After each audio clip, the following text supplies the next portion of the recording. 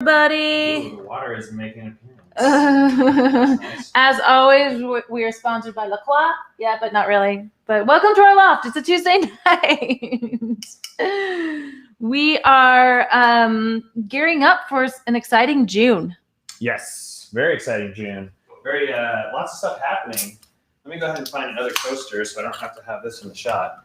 Well, as we just kind of you can put it on the ground. Yeah. Introduce themselves.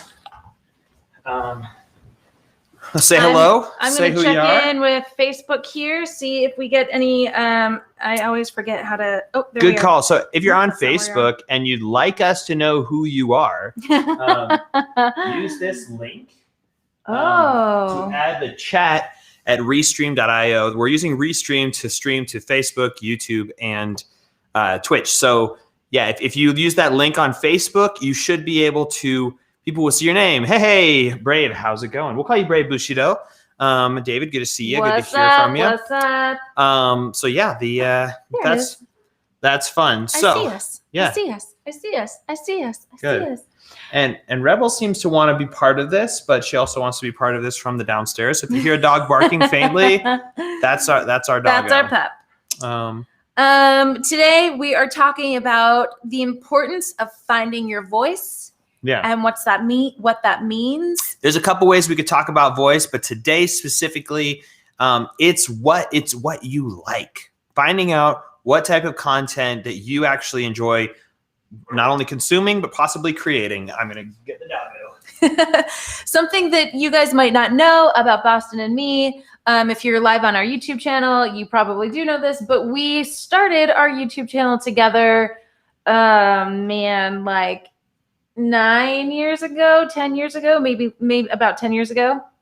And we initially had a very different voice from each other. And I feel like over the years, we've been able to collaborate more and work on projects more. And while we still have distinct voice from each other, we've kind of combined our voices, I feel like, in a way, as we've grown over the years as artists. So, yeah, I was just telling them about how when we started our YouTube channel, I heard a little while ago.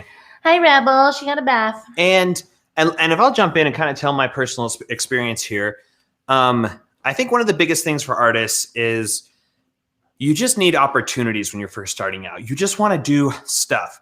Rennie, it was her birthday this weekend. Happy birthday to me. And we went to a little hotel in Midway, Utah. And when I was there, I had this funny recollection. We were walking up to the hotel and there was this like area, it was just a field next to the hotel. And I had this flashback to having filmed a go-kart competition of some kind in this field. It had been decked out. They had like ramps. They had cool stuff going on. It was like really fun. And I was like, wait. And I barely remember this, but it was like I filmed this like go-kart race. And I remember like a friend of mine was like, hey, just bring your camera. Come on down. And as a young filmmaker starting out, I was like desperate to do anything. You know, like I wanted opportunities just to point a camera at something and make a movie.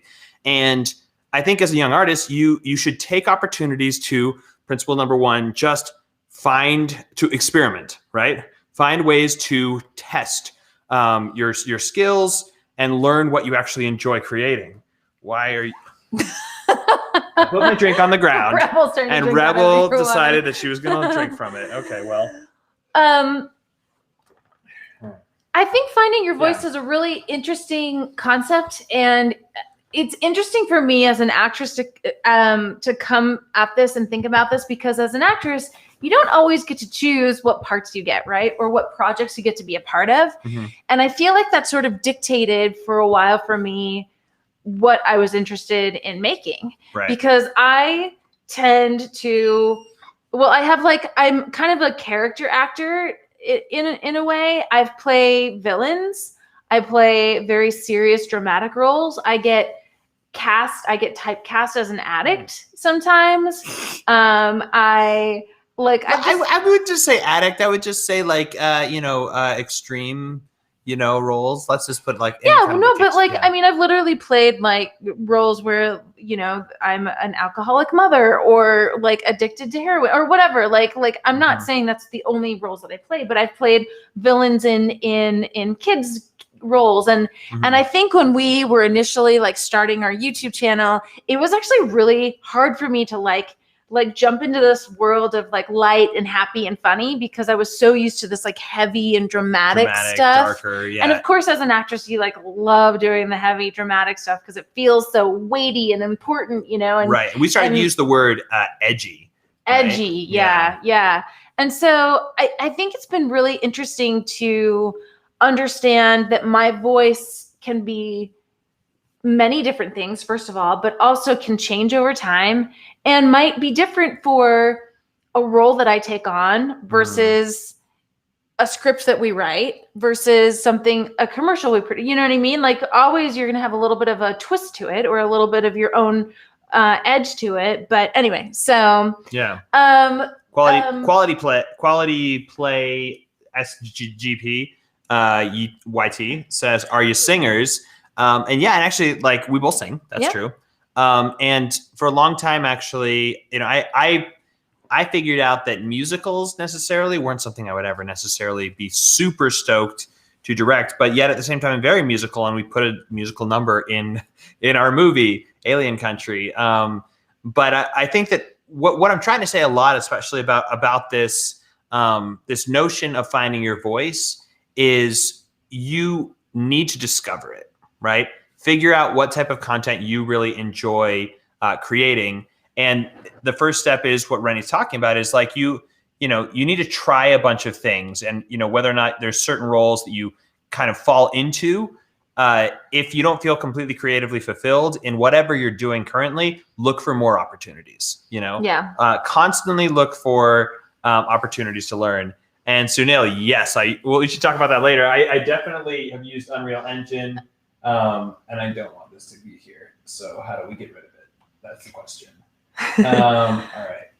Yeah, but just expounding on that, I think that something that we feel really strongly about is that as artists, as creators, as mentors to other artists and creators, we feel like that's what's going to set you apart in making your work, right? And that's why people will want to follow you. That's why people will want to watch your movies or play your video games or look at your Instagram pictures. Like everybody has a little bit of a tone or a voice to them. And Boston, how would you say your voice has changed over the years? Yeah. So before we jump there, let me just ask the question of the group. I will answer your question. Sorry, I was going to ask the question of the group. Do you feel like where you are in your creative aspirations, what you're doing as an artist or what you're doing as a maker, or what you're doing just as a filmmaker, whatever you might be doing, do you feel like you know what type of content you want to create? And if you don't, that's okay. But I'm curious to know where people are kind of in their journey, if they kind of know what content they really enjoy creating, or again, you don't have to stick to one thing. There was a great question in here, but we'll answer that in 1 second. But like, let me answer that. Has my voice changed? Here's what's funny about this. I think the movies that inspired me when I was growing up, I can think of like some of the top ones. You've got Jurassic Park. I would say Apollo 13. I'm going to say The Matrix, Star Wars, and that goes for a lot of Star Wars. The original trilogy, but also the prequels were a huge inspiration for me growing up. Fight Club was a great inspiration for me growing up. Those are a lot of the movies that I started to watch and want to replicate in the art that I created. And I felt that honestly, the first movies I started making were very fantastic. And fantastic is a good word because they were fantasy, they were science fiction. I would go out into the woods near my house, dress up in like a costume and light things on fire, pretend I was this fire mage. I like made this one little short like that. And it was like terrible and awesome. And ultimately I still want to make movies like that. I think as a very young artist, there was just this quintessential, fantastic storytelling that I always enjoyed about seeing movies, and I wanted to replicate that. Now, what I've learned over time is that the subject matter that I write about and that I create has started to evolve. Like it evolves even in things I'm interested in life. You can tell a story that takes place in a trash compactor in outer space, and it could be a terrible movie unless you have great characters to follow a Luke Skywalker, a Han Solo, a Princess Leia, you know. But I'm stealing that from a friend. But the basic premise is I really like talking about issues that are related to me, so human issues. So in finding my voice, I find that I really want to talk about right now relationships. I want to talk about couples relationships. I want to talk about, you know, the dynamics that go on between you know, partners, between family members, you know, between friends. All of those things are things I really care about. And I still want to tell fantasy stories. So now my fantasy stories, yes, they'll be fantastic. They will be, you know, they'll be in the middle, it'll be in outer space. They'll be in the middle of the desert. They'll be in all these really cool locations. But ultimately what they boil down to, and what I found my voice is things that are very human, and things that ultimately are basic human stories that allow me to explore the things that I'm learning about in my life. Yeah. So that's a long answer, but just again, we said, like, where are you in your creative journey? Wherever you are, that's where you need to be. You'll start to find the things that you enjoy. Yeah, I really like this question that Pete's throwing out here. So is it better to find your voice and only stick to that one thing, or be able to find the voice for others? And here's what I would say to that, is that if you don't know what your own voice is, you're not going to be able to create or imitate or replicate a voice for others. My mind immediately went to like commercials or ad agencies. And so I think that it's very easy to say, oh, this commercial needs to be filmed in a, you know, film noir style, or be self-aware, or it needs to be like X genre or something like that. And yes, you need to be able to understand those things, but your voice people will come to you when they see themselves in your work. Yeah. Is that making sense? Absolutely. And so I think that like people who watch our content, they're not necessarily going to come to us for like a dramatic documentary. You know what I mean? Like we could do that for somebody, you know, but they're not going to watch Alien Country and be like, oh, this guy's perfect for, you know, for a dramatic documentary. You know what I mean? Right. Well, I think a little extreme. I think what you're saying, which is a great answer to this, is there's what they call like the niche, right? So if you've heard that term before, if you haven't, no big deal. But basically, it's just like it's your own unique, you know, category for what you like to do. So again, a dramatic documentary, that's a niche, right? That's a unique thing you could do. A dramatic documentary that's a crime documentary, you could be the ultimate crime documentary maker, and that's awesome. The problem that I would say, and we've said this before on live streams, we say it in our master classes, is the content that you are creating today is the content that you will be creating 5 years from now or 10 years from now. If you aren't creating the things that you want to be creating today, you will not be creating them 10 years from now. You have to start, even in small part, creating the type of content you want to be making for your career, making for your life, that niche now.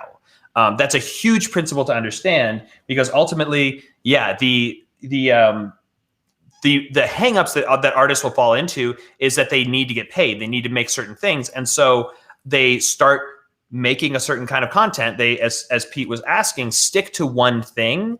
All right. And it might not be what they're able to enjoy. It might not be the thing that actually brought them to the medium in the first place. Right. So my advice to every artist out there is, yes, try lots of things until you know what you really want to start pursuing. We have a friend who really wants to get into doing action sports, adventure, travel videos, right? That kind of stuff, like, you know, what you might see on GoPro or like Red Bull type of content. And he wants to go make that. And I'm like, okay, cool. What can you do this weekend that will allow you to do that? Do you have some friends who are good BMX, you know, bikers, or like, you know, do you happen to know a base jumper? Do you know anybody who's kind of one of these Thrillbilly type people?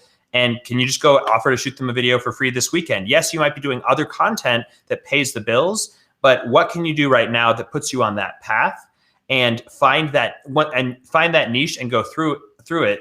Again, you don't have to go super, super deep. You can still make a horror film. You can still make a sci-fi film. But as soon as you start making one, people will see that you can make one, and they will ask you to do the same thing. So if you don't ever want to touch horror and you're like, well, horror can sell, I'm going to make a horror film. You go make a horror film, you're going to be making more and more of those, you know. So, yeah. anyway. I don't think that like we will be asked to make horror anytime soon. And thank you, Pete. I really appreciate your affirmation of my comment. And Pete saying, I like making content that has depth and draws the why out from that person. So corporate stuff is tough for me to connect with. I like emotion and feeling, whether it's short content or for YouTube. And I totally, completely, 100% relate to that. And I think that's why actually initially YouTube was a little bit hard for me to jump into, because I really love doing dramatic work, especially like when we were first starting. And YouTube felt a little fluffy to me. And I'm not trying to, this is 10 years ago me, and so it was hard for me to shift my mentality for that. But now I love it. And I love the comedy and I love the quick pace. And actually, like, we produced a short film, Side Effect, that played in some film festivals. And I remember acting in that, and it was a very dramatic piece, and it was really intense. And I was emotionally exhausted after we did it. And I was like, oh man, I just want to like do comedy from now on, And so I just think that like, it's, even though we're trying to help others discover their voices, that doesn't mean you're pinned down to one thing. Yeah. You know what I mean? Ever. It just might be, we're getting a glitch. We're getting a glitch. Can you guys see us? That's okay. Well, I think we may have to switch cameras. So let's do that. Okay. Woo! All right. Our main camera just sort of died. So now you get to see a little bit less of the studio setup. There we go. Anyway, so I don't remember what I was saying, but I just feel like, even though it's important to develop your voice and understand what your voice is, it doesn't mean you're locked into that forever. It can definitely change. Clayton. What's up? My little brother's Joey. online. And hi, Samuel, as well. You said hello. So yeah, I think what one thing that was mentioned in there by Pete, is it's tough to make content for certain platforms. That can be something that causes you a little, or it's caused me a little bit of frustration.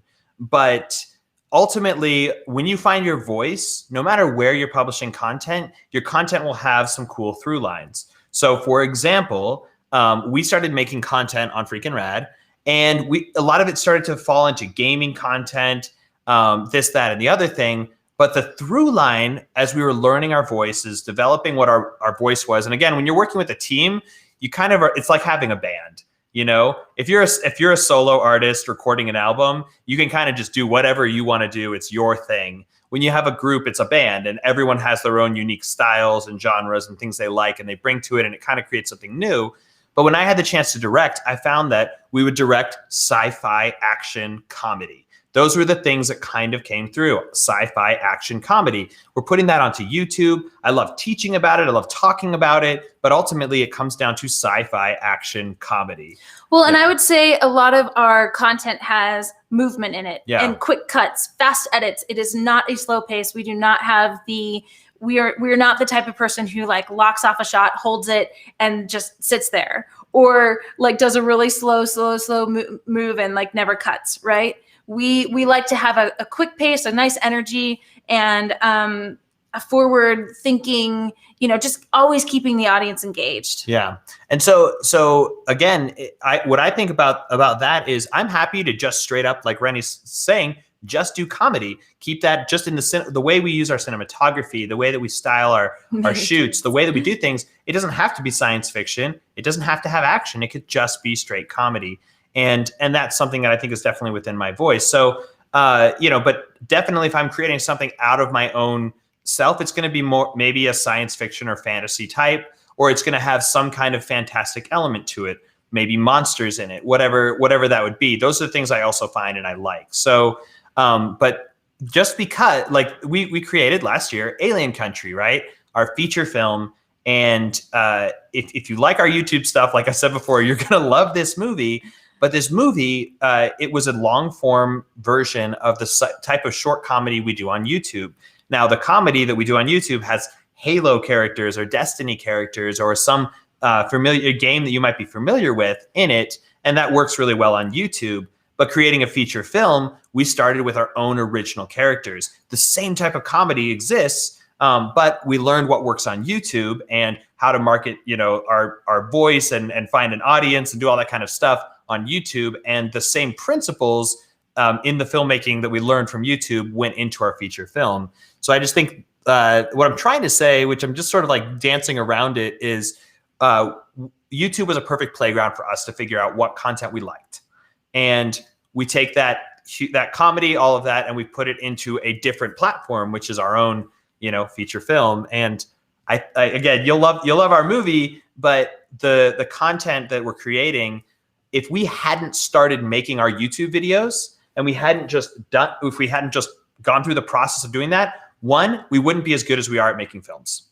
We just started making the comedy we would enjoy making, the sci-fi action comedy we would enjoy making, started doing that. And that led to opportunities where we could demonstrate that, yes, we haven't done a feature film of this magnitude yet, but we know we can do it. Here's proof, because we've done over a feature film's worth of short films and commercials and these things on YouTube.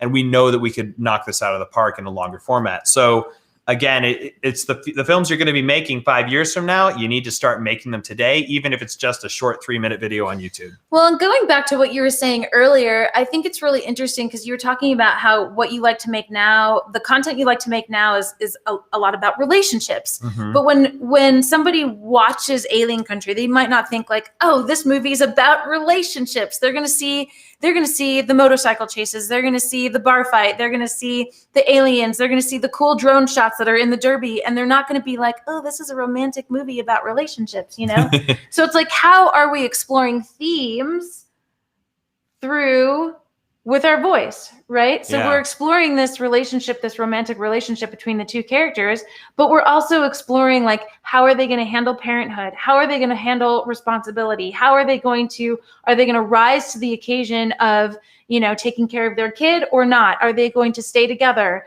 We actually have some like land use rights, environmental themes in there, but it's like no one's going to think about those things because they're going to have too much fun being entertained and being along for the ride. And that's because we're expressing our voice as we're talking about these themes. So, all right, question that I love that we're going to jump into. Are the aliens representing the relationship between the characters? Yes, it's a metaphor for sure, but it's not like 120% in your face metaphor. The metaphor, and we keep it really like clear for Alien Country. Ultimately, we're telling a story about responsibility. The theme that we sort of have throughout Alien Country is that you have to learn what and who you're responsible for. And ultimately, Jimmy and Everly have to learn that they need to start taking responsibility for their loved ones, town, home, and planet, right? They have to care for their loved ones, their town, their home, and ultimately the planet. And if they are able to learn to be more responsible in those arenas, they will survive. And it's just a message of that. Now, so they're in their relationship, they have communication problems, or they're selfish, or there's all these, they're reckless, they jump into things, or they make choices without, consulting the other one. Those are all problems. If that can happen in your relationship, that's probably happening outside of your relationship. So you might accidentally open up a portal that ushers in an alien invasion because you didn't communicate, or you were reckless, or you just made a decision without consulting someone. So that definitely is a metaphor. It's the same problems that they have, and you watch those problems iterate throughout a bunch of different things in the story. So we actually have a theme of nonviolence and taking responsibility for the problems that you cause. So Jimmy and Everly, they open this portal to another world. Aliens come in. How are they going to solve this problem responsibly, right? Mm-hmm. So they also get knocked up. How are they going to solve this problem responsibly? And we explore this theme, another theme, in that, like, if you shoot the aliens, the problem gets worse. Right. Mm-hmm. So you actually have to deal with the aliens in a non-violent way in order to deal with the problem responsibly. So we have a lot of little threads and themes going in that represent each other. We do have some cool imagery that I won't get into at the end as much. We have a portal stone. We have a couple of magic systems or science systems. They're sci-fi systems. Oh, nice. Within the movie that represent Jimmy and Everly at the end and their worlds coming together. And but we'll let you guys watch the movie and discover what those are on your own. So. All right, now let's see if we can make the camera look better again. Excuse us while we deal with our technical difficulties. Yeah, there we go. That does look good. Look at that refresh. And we just went from standard definition to HD, it seems like. We literally just changed cameras. So, okay. Oh, now you can see Rebel better. See, it wasn't just a giant Muppet on the couch. It was a little puppy. All right. Well, good. So yeah, hopefully that answers some questions there. Thanks so much for the great questions as well. Yeah, I think that without getting too, like, if we had a person say earlier, let me actually go into the chat and see if I can find who it was. But basically, yeah, I think it was quality. So quality something. But was saying that they're in college and they're not sure what their voice is yet. If that is you, don't worry about it. That's okay. Like I said, just try lots of things as an artist. Oh yeah, that's our computer. Put that back. So try lots of. She just sat down on my spot. Rebel. You little love bug. She doesn't even know we're on. You don't even know that there's dozens of people watching you right now. You're a little famous puppy. Yep. But yeah, if you're starting out, try lots of things. And then ultimately you'll figure out what works for you and what you start enjoying, and just follow that path, be open to opportunities. And of course, if something feels like it's going to stop you from doing what you want to do, like, you can honestly get caught up taking a corporate job as a filmmaker. Like, you can literally work for an enterprise and start making videos for them. I've done this. And nothing wrong with that. And you might take home a great paycheck for a moment, but then you start to say, well, this isn't allowing me to pursue the opportunities I want to do long-term in my career. And you know what? Stability and finances, that's all part of it. Everything you do can give you an opportunity to learn more skills, right? So I got hired by a company that was a sports supplement company, and they basically sent me around the world, Thailand, Hawaii, all these cool places, Costa Rica, to film cool action sports videos and, vacation travel videos. It was awesome. And a lot of that content was fun. It helped me hone my craft as a filmmaker, but it wasn't what I wanted to be doing long term. It wasn't narrative fiction stories, right? It was narrative documentary. And so I wanted to get into doing fiction. And of course, I didn't do that right away. I took another gig, working at Google, right? Full-time, doing content creation to talk about the Google Cloud. And it was a great opportunity to work with higher end equipment, go through the process of casting, doing, bigger budgets and all that kind of stuff. But at the bottom line was, I still wasn't making fiction narrative content. So I freelanced. I kept doing more documentary on the side, but then while I was doing that, spending my time building our YouTube channel. So the long story there that I'm just simply put down is, I kind of started to figure out my voice by what I was doing. The things and the content I was creating weren't fulfilling my creative aspirations. And that meant I figured out my voice was something that I wasn't doing.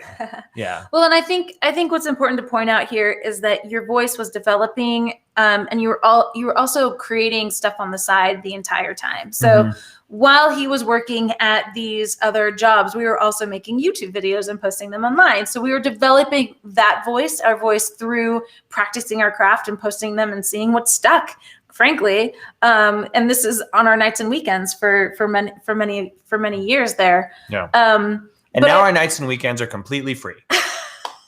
And we have nothing better to do but live stream. I'm just kidding. Right, Rebel. But one thing I would say though is, like, even with like the sports videos you were making, they were action packed. They were fast cuts. They were interesting. They were so funny. Good. Usually they were funny, yeah. Or emotional. You're pretty good. They're very emotional. You're good at drawing out emotion and like. That's true. Nostalgia when people lost their weight and reached their transformation goals. Oh yeah, yeah. Anyway. Well, there's always you always like finding a story and learning how to tell a story. That's something that like takes time. You got to practice your craft. Because again, no matter what you're making, always treat it as an opportunity to practice your craft. And hopefully, if it's the next project should be the best project you've ever done.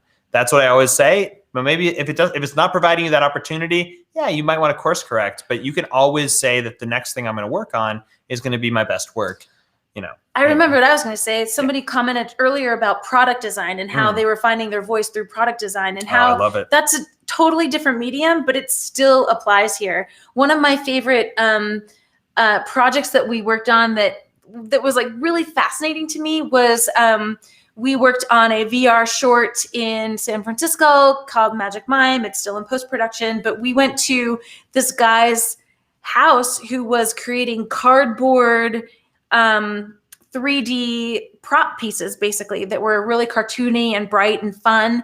And like his voice shone through the art that he was creating for this short film. And yes, he had direction from the director on what that could or would look like, but ultimately it was his voice that was being crafted through these props. And we actually still have one of them downstairs. And it's really fun to see people's art come out in all of the elements of film. I work with a makeup artist who just like, she paints these beautiful paintings that are like her makeup is exquisite, but these paintings are like really dark, gritty, like women that are crying, and they're abstract and they're super cool. And it's just like, that is her voice coming out on the canvas. Yeah. Right. And if she's not a filmmaker in that she's a makeup artist, but like, if she were to be a filmmaker, that's probably how her films would turn out. It's like very dark and gritty and lots of edgy content and serious drama. So this actually is a really interesting topic, and we'll kind of put a pin in it, but I do want to jump off of that and talk about how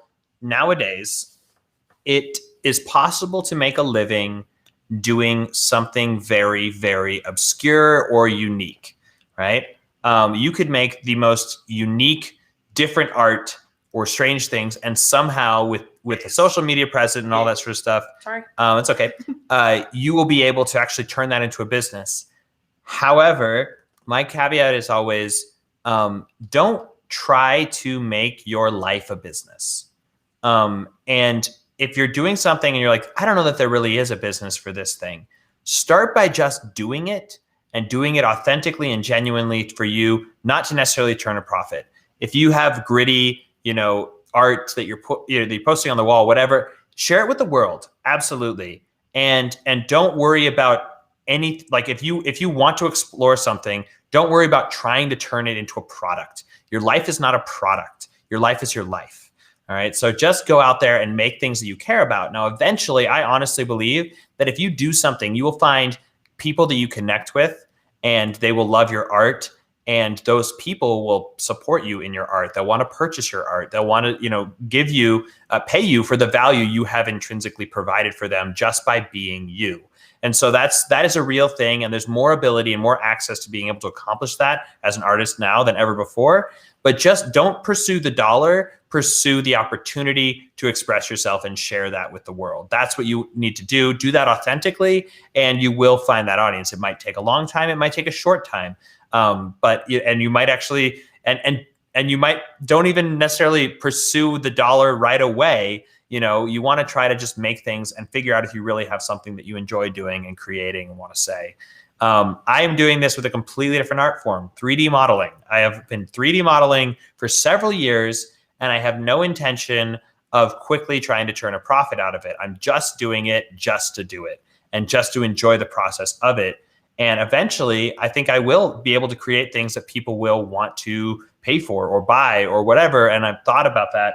But right now, I'm doing it just for fun. So, yeah, it's been about a half hour. But yeah, we have a couple of announcements to make. We are going to be having a sale on our Indie Film School full course for Memorial Day. So if you guys are interested in that, definitely keep a lookout. We'll be sending out emails about that. And we are planning, should I dare say, we're planning our pickups. I'm not going to say when, but we are planning our pickups for Alien Country, and we're starting to see the light at the end of the tunnel. So things have been really exciting. We just watched one of our derby scenes today. And man, things are coming together. It's really exciting. So thank you for joining us in our loft. We will see you next week. We might show up a little bit later next week. What do you guys think? Maybe? Yeah, let us know in the comments of this this video. Maybe this hour's a little early on the early side for people. We'll have to see. We used to do it at 7, but just because of our this little one, our little puppy's schedule, Yeah, we've been doing it a little Do bit you earlier. have a schedule? But I've really appreciated everyone's interaction and comments. It honestly makes such a difference for us when we're posting and we get the amazing feedback and contributions to the conversation. It makes it so much easier to talk. Yeah, it does. So thanks so much, everyone, for participating, and we will see you next week.